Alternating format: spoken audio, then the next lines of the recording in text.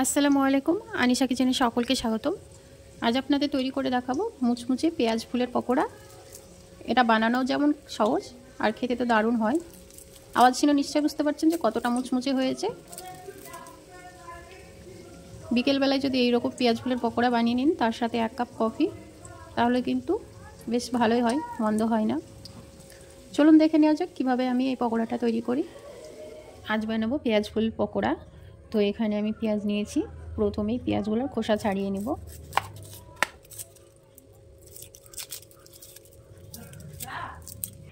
এবার আমি পেঁয়াজগুলোকে ফুলের মতো করে কেটে নেব। আর কিভাবে করছি সেটা আপনারা কিন্তু ভিডিওতে লক্ষ্য করলে বুঝতে পারবেন।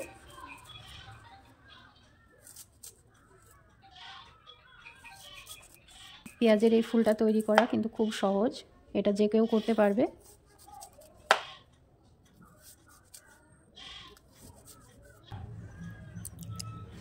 দেখুন কি সুন্দরভাবে কাটা হয়েছে।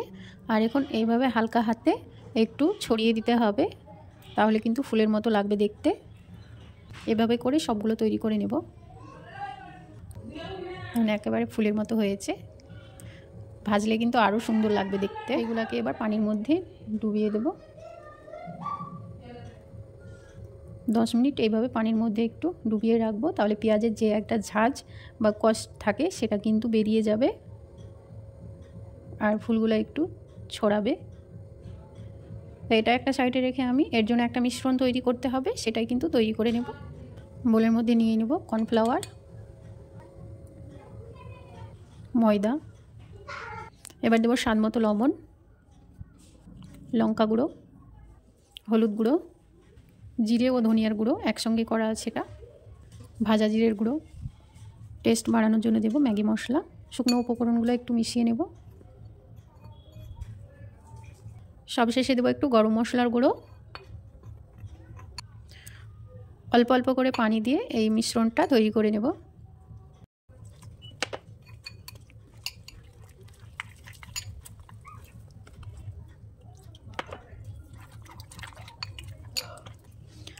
আর এই মিশ্রণটা খুব বেশি একটা পাতলাও হবে না, আবার খুব বেশি একটা ঘনও হবে না, মিডিয়াম থাকবে। ঠিক এই রকমটা হবে, এর থেকে আর আমি পাতলা করব না। এবার আমি পেঁয়াজগুলোকে পানি থেকে তুলে নেব।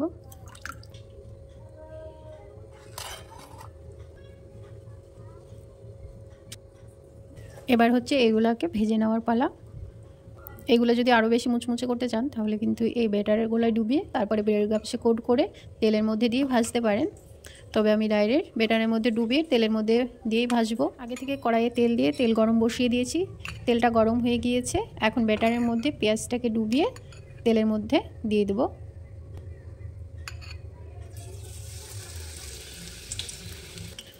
এবার এইটাকে উল্টিয়ে দেব।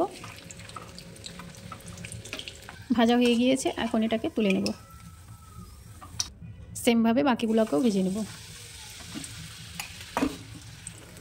ভাজা হয়ে গিয়েছে, তুলে নেব। সবগুলো পেঁয়াজ ফুল পকোড়া ভেজে তুলে নিয়েছি। আর দেখুন কত সুন্দর লাগছে।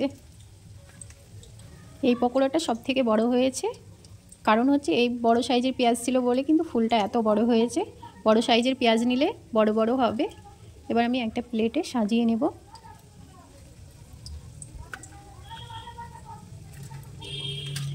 এই পেঁয়াজ ফুলের পকোড়াটা বানানো কিন্তু খুবই সহজ। যারা রান্না জানে না তারাও কিন্তু এই পকোড়াটা বানিয়ে নিতে পারবে। তার সাথে খাওয়ার জন্য নিয়ে নেব টমেটো সস।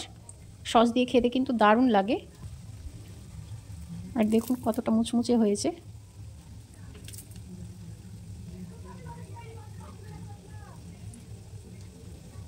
একবার হলেও কিন্তু আপনারা এই পকোড়াটা বাড়িতে বানিয়ে খেয়ে দেখবেন, খেতে কিন্তু দারুণ হয়। পকোড়ার এই রেসিপিটা আপনাদের কেমন লেগেছে অবশ্যই কমেন্ট করে জানাতে ভুলবেন না।